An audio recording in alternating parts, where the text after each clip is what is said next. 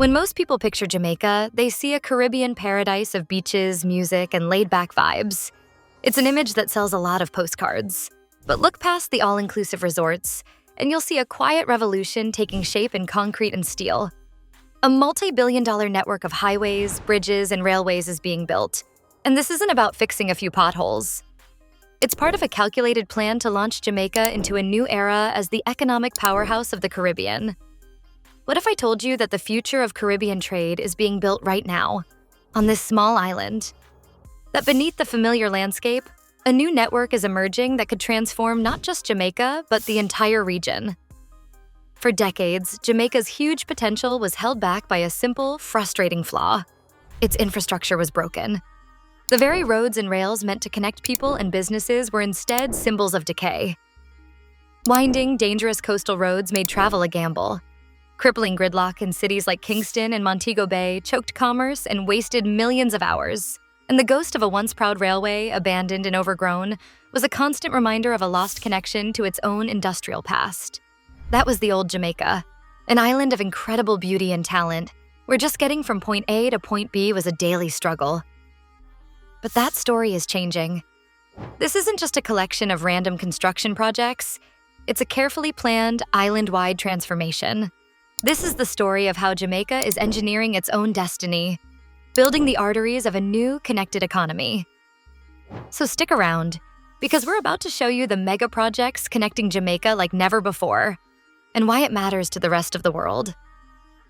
The first and most obvious sign of this change is the roar of machinery along the nation's coastline. For generations, driving along Jamaica's southern coast was a beautiful but treacherous affair. The route was a chain of narrow, winding roads hugging the cliffs. Stunning to look at, but terribly inefficient and often dangerous. It cut off entire communities, made it hard for farmers to get produce to market, and left large parts of the island vulnerable to floods and landslides. This wasn't just an inconvenience. It was a break on the economic life of the southern parishes. The solution is the Southern Coastal Highway Improvement Project, or SHIP. It's one of the most ambitious infrastructure projects in Jamaica's modern history. This massive undertaking is completely overhauling the roadway from May Pen in the island's center all the way to Port Antonio in the east, and from Morant Bay to Cedar Valley. The scale is huge. We're talking about rebuilding over 141 kilometers of road. As of mid-2025, this colossal project is already well over 90% complete, with major sections now open and changing daily life. But this is so much more than just laying down new asphalt. It's state-of-the-art engineering designed to fix problems that have existed for generations. The new highway replaces dangerous, winding paths with safer, straighter routes, with wider lanes and modern designs. For many stretches, this will cut travel times in half. A journey that once took 2 hours now takes 1. That's not just saving time, it's multiplying productivity. But the really smart part of SHIP is what's happening beneath the surface. Embedded within the highway are 248 kilometers of new water pipelines and 140 kilometers of fiber optic ducts. This detail is key. The project isn't just building a road, it's creating a multi-purpose utility corridor. Advanced drainage systems are being integrated to handle the flooding that has historically plagued St. Thomas and other southern parishes. And including fiber optic cables is a direct investment in Jamaica's digital future, creating a data superhighway that runs parallel to the vehicle superhighway. The impact has been immediate. Sections already finished, like the 4-lane highway from Harborview to Yalas and the Highway 2000 extension from May Pen to Williamsfield, are delivering on their promise. Grueling commutes are now faster and safer. These new roads are breathing new economic life into the south, opening doors for tourism, agriculture, and local businesses that were previously held back by isolation. With a total project cost of around $575 million, it's a monumental bet on the future of Jamaica's south coast. While the Southern Coastal Highway is reconnecting the island's rural areas, another fight is being won in its busy cities. And nowhere is that fight more important than in Montego Bay. As Jamaica's tourism capital and a major economic hub for the West, Montego Bay was becoming a victim of its own success. The city's road network was collapsing under the strain of local, commercial, and tourist traffic, leading to legendary gridlock that paralyzed daily life and threatened to choke off growth. The problem demanded a bold solution. The answer is the Montego Bay Perimeter Road Project, a $274 million program designed to completely change how traffic flows around the city. At its heart is a 15.1-kilometer bypass, a modern 4-lane highway that will steer through traffic away from the congested city center. This isn't just a detour. It's a strategic move to create an efficient corridor for commerce, connecting communities from Trelawney all the way to Westmoreland. The project features what has been called the largest bridge in Jamaica, a 30-meter-high, 180-meter-long structure spanning the Montego River, which was already 95% complete by early 2025. It also includes upgrading key city arteries like Barnett Street and West Green Avenue. A critical decision was made to build the Long Hill Bypass as 4 lanes from the start, instead of the planned 2. A smart move to save costs in the long run and provide greater immediate benefits. As of early 2025, the entire project was about 60% complete, with a target completion date of May 2026. This project is more than just easing traffic. It's a huge source of jobs, with a focus on hiring local workers and teaching them valuable skills. Many Jamaicans on the project are expected to leave with official certifications, preparing them for future work at home or even abroad. And just like the Southern Coastal Highway, the Montego Bay Perimeter Road is built for the future. The design includes space for water, telecom, and other utilities, laying the groundwork for development along the new corridor. Businesses are already scouting opportunities along the new route, knowing this road is creating a new economic zone.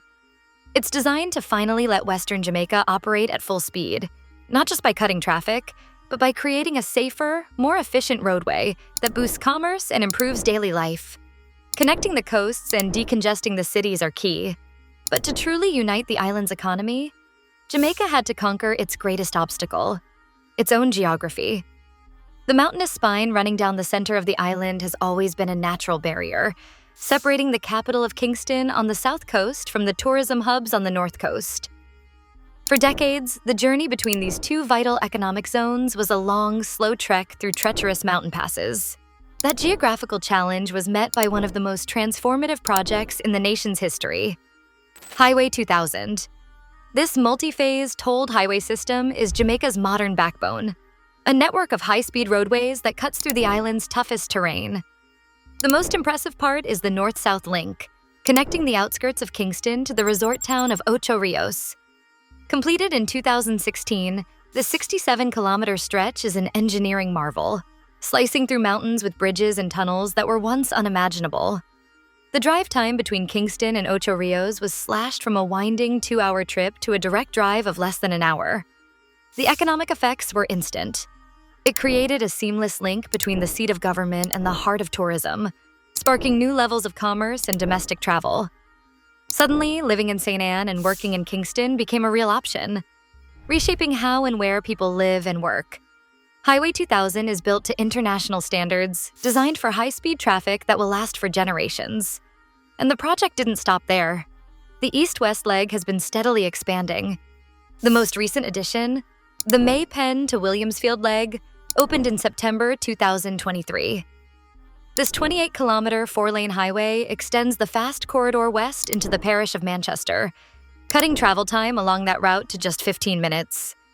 As Prime Minister Andrew Holness said, these roads are a fundamental step in improving life for all Jamaicans, built to last for generations with integrated infrastructure like fiber optic cables. While drivers pay tolls on most sections, the investment is paying off with huge gains in productivity and economic connectivity. The Highway 2000 project is a clear signal that Jamaica is no longer willing to be defined by its geography. It's actively reshaping the island into a single, cohesive economic unit, ready for business. While new highways are essential, Jamaica's most exciting comeback story might be the revival of something that vanished decades ago. It's a story of rust, revival, and revolutionary potential. Once upon a time, Jamaica had a thriving railway. It was the iron spine of the island's economy, moving people and goods efficiently. But by 1992, passenger services stopped, and the network fell apart. Tracks became overgrown, stations crumbled, and an entire generation of Jamaicans grew up without ever hearing a train. The railway became a ghost. For years, bringing it back seemed like a dream. But then, a small spark appeared. In 2022, the Jamaica Railway Corporation, JRC, launched a pilot passenger service connecting a few towns. It was a modest start, but the public response was massive. Over 136,000 passengers, many of them students and workers, jumped at the chance for a reliable, affordable alternative to gridlocked roads.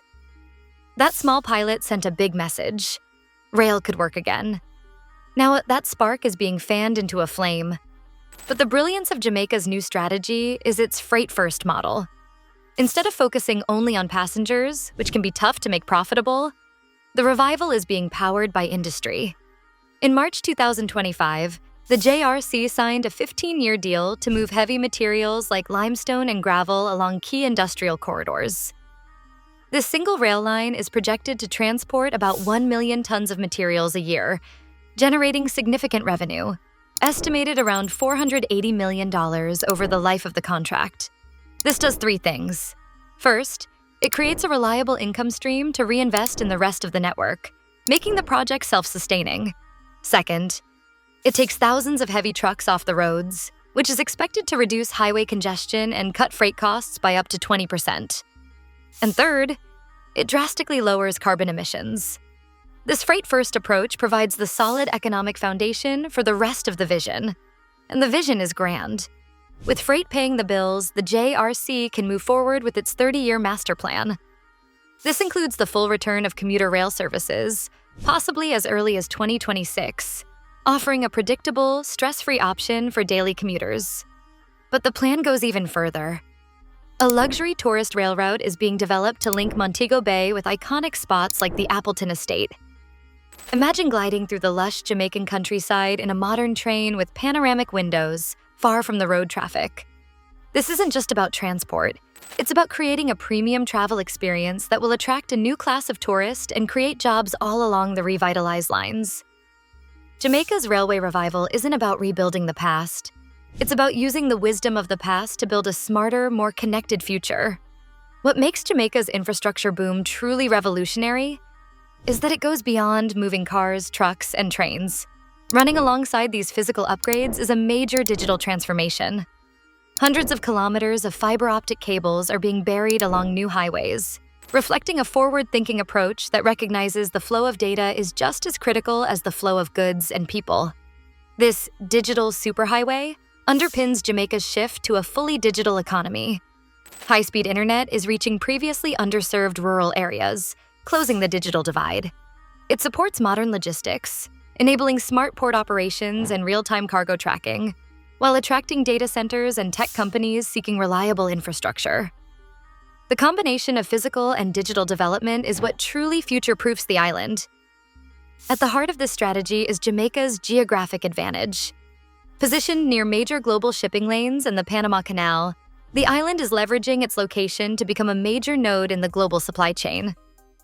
The government aims to transform Jamaica into a regional trading hub, standing alongside global logistics giants like Singapore, Dubai, and Rotterdam.